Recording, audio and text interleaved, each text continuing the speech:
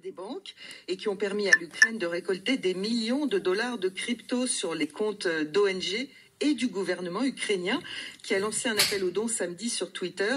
Résultat faramineux, plus de 12 millions récoltés en 2 jours. Les Ukrainiens, alors qui avaient déjà l'habitude d'utiliser ces crypto-monnaies. Oui, l'Ukraine est le 4e pays au monde à utiliser ces monnaies virtuelles derrière le Vietnam, l'Inde et le Pakistan parce que ce pays est miné par la corruption. Des particuliers se font ponctionner leur argent par des politiciens véreux.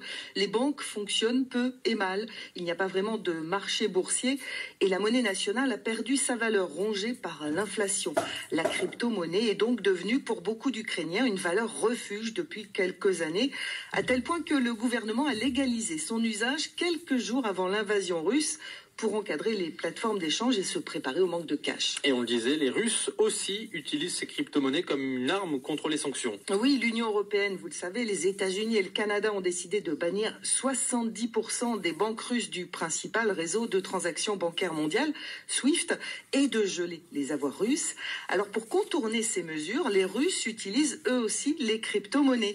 Le magazine Bilan rapporte qu'une fortune russe à Genève a demandé à son chargé d'affaires de transférer très rapidement une partie de ses actifs en crypto-monnaie. Un crypto-investisseur russe basé lui aussi à Genève a également été contacté par des particuliers russes pour convertir des fonds en crypto. Merci Anne-Laure Danier. Le billet science sur France Info, la météo. France Info Météo, avec le CIC.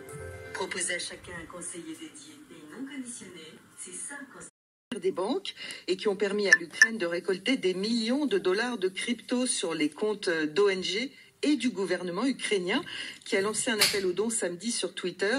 Résultat faramineux, plus de 12 millions récoltés en 2 jours.